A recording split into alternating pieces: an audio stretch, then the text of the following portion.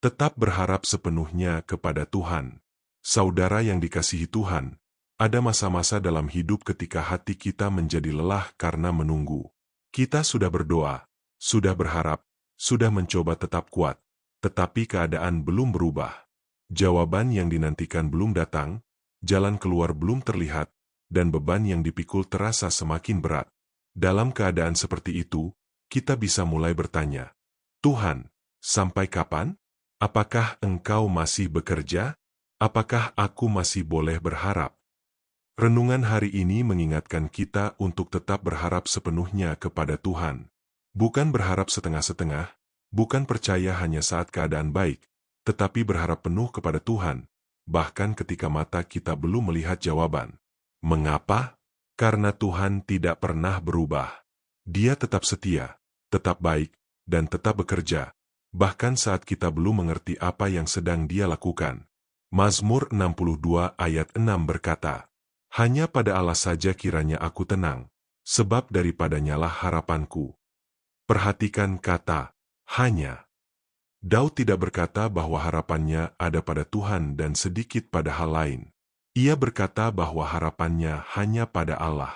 Artinya, Tuhan menjadi sumber utama pengharapan, tempat hati bersandar, dan alasan untuk tetap tenang.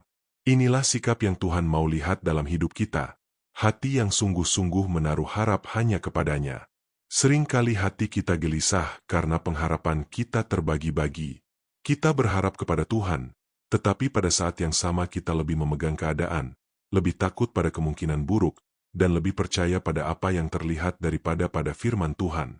Akibatnya, saat keadaan tidak sesuai harapan, hati kita langsung goyah. Tetapi ketika pengharapan kita sepenuhnya tertuju kepada Tuhan, kita belajar untuk tetap tenang sekalipun situasi belum berubah. Salah satu tokoh Alkitab yang menunjukkan pengharapan penuh kepada Tuhan adalah Hana. Hana mengalami kepedihan yang dalam. Ia menanggung penghinaan, air mata, dan pergumulan karena belum memiliki anak.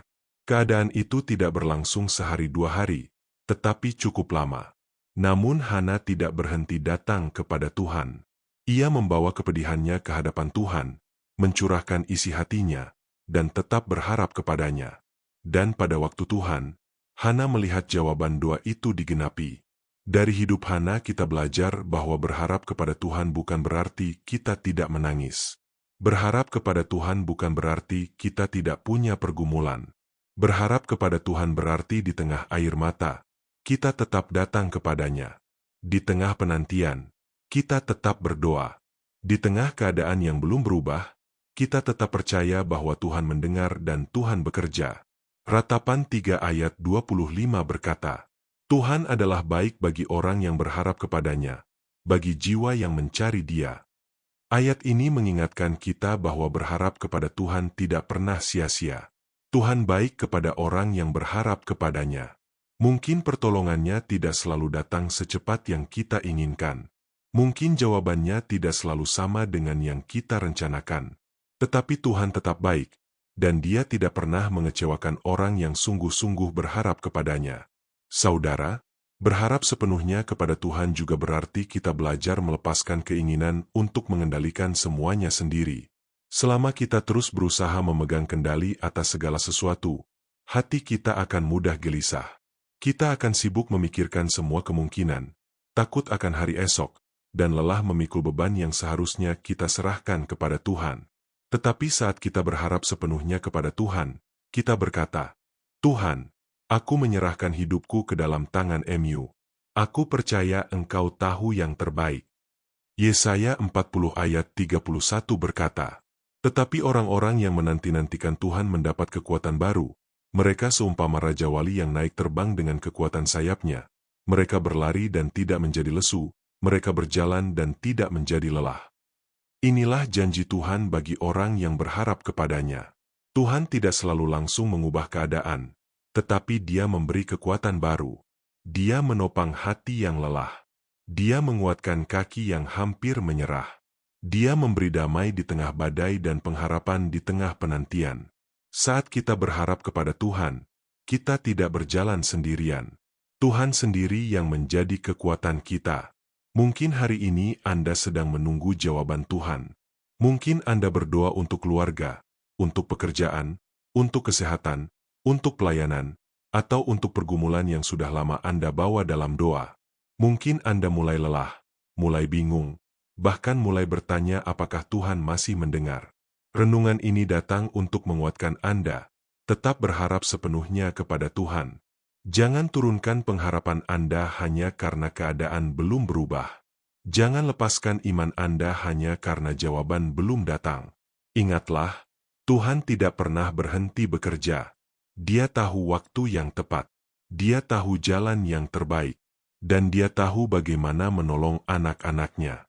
Yang Tuhan minta dari kita adalah tetap percaya, tetap datang kepadanya, dan tetap berharap sepenuhnya kepadanya.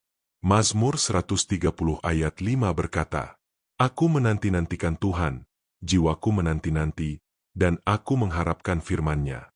Inilah sikap hati yang indah, menanti Tuhan sambil mengharapkan firman-Nya. Artinya, kita tidak menunggu dengan hati kosong, tetapi dengan hati yang berpegang pada janji Tuhan. Firman Tuhan menjadi jangkar bagi jiwa kita. Saat perasaan naik turun, firman Tuhan tetap teguh. Saat keadaan berubah-ubah, firman Tuhan tetap benar. Dan saat jalan di depan belum jelas, firman Tuhan tetap menjadi terang bagi langkah kita. Karena itu, saudara, kalau hari ini hati Anda lelah, datanglah lagi kepada Tuhan. Kalau Anda mulai kehilangan kekuatan, bersandarlah lagi pada firman-Nya. Kalau Anda sedang berada di musim penantian, jangan berhenti berdoa. Tetap berharap sepenuhnya kepada Tuhan. Sebab orang yang berharap kepada Tuhan tidak akan dipermalukan. Pada waktunya, Anda akan melihat bahwa Tuhan tidak pernah terlambat, tidak pernah lalai, dan tidak pernah gagal memegang hidup anak-anaknya. Amin. Tuhan Yesus memberkati. Mohon di like, share, dan subscribe.